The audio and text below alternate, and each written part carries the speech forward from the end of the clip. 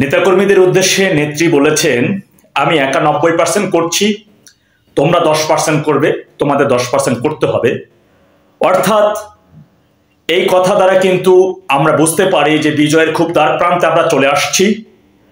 নেত্রী একা যদি 90% করতে পারেন, তাহলে দক্ষিণ এশিয়ার সর্ববৃহৎ সংগঠন এই আওয়ামী লীগের তৃণমূলের যে সকল নেতাকর্মীরা রয়েছে, তৃণমূলের যে আমার ভাইরা রয়েছে, ছাত্রলীগ, যুবলীগ, কৃষক লীগ, শ্রমিক লীগ, আওয়ামী লীগ সহ তৃণমূলের এবং সাধারণ মানুষ যারা রয়েছে, 4 প্রজন্মের যে সংগঠন, আমরা সকলে মিলে কি 10% করতে পারবো না?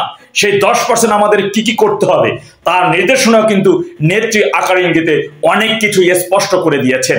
মনে রাখবেন, কখন চূড়ান্ত বিজয় আসবে, কখন চূড়ান্ত বিজয় অর্জন হবে, কখন সেই চূড়ান্ত ডাক আসবে, এগুলো কিন্তু আমাদের একটু অন্তত পক্ষে বিজয় নিশ্চিত করার জন্য এর বিষয়ে কিছু গোপনীয়তা অবশ্যই রক্ষা করতে হবে, গোপনীয়তা বজায় রাখতে হবে। তাই নেত্রী কিন্তু সেদিনও কিছুদিন আগে আপনারা দেখে থাকবেন, আওয়ামী লীগ অফিসিয়াল পেজে কিন্তু তিনি বলেছেন যে শুধু প্রতিরোধ করলে হবে না, গেরিলা কায়দায়, গেরিলা বাহিনীর উদ্দেশ্যে যেটি বলেছেন।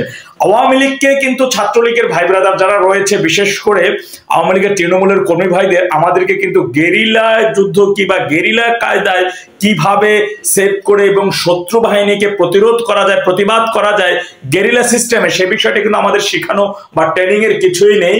কেননা আমাদের পূর্বপুরুষেরা, আমাদের বাপদাদারা আজকের এই দেশকে রক্ষার জন্য, আজকের এই দেশকে তৈরির জন্য পাকিস্তানকে ভেঙে রক্তক্ষয়ী যুদ্ধের মাধ্যমে কিন্তু এই দেশটি তারা তৈরি করেছেন। সুতরাং আমরা তো তাদের কাছ থেকে ট্রেনিং প্রাপ্ত, ট্রেনিং পাওয়া।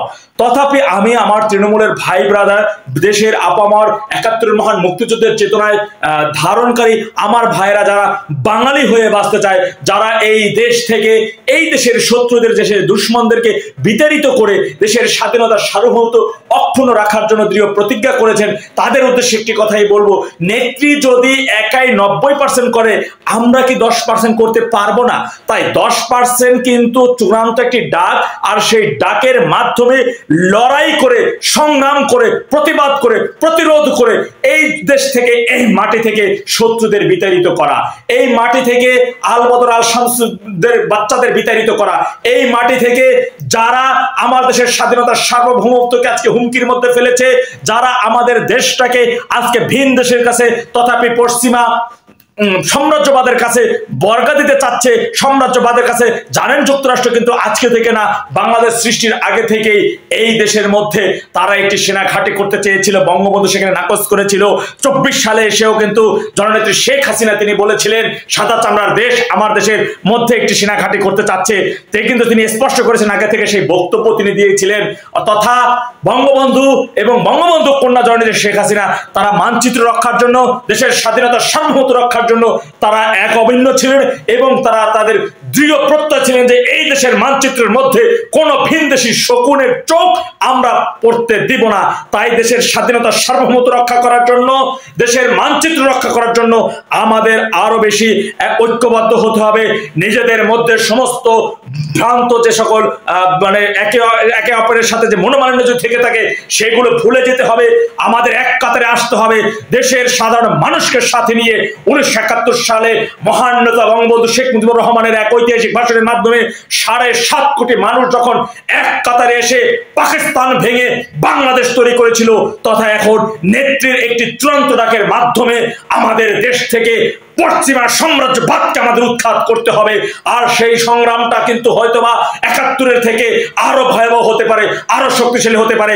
কিন্তু একটা কথা মাথায় রাখতে হবে, ওরা কিন্তু ইয়াহিয়া খানের চাইতেও বড় শক্তিশালী হয় নাই ডেভিল ইনুসগণ।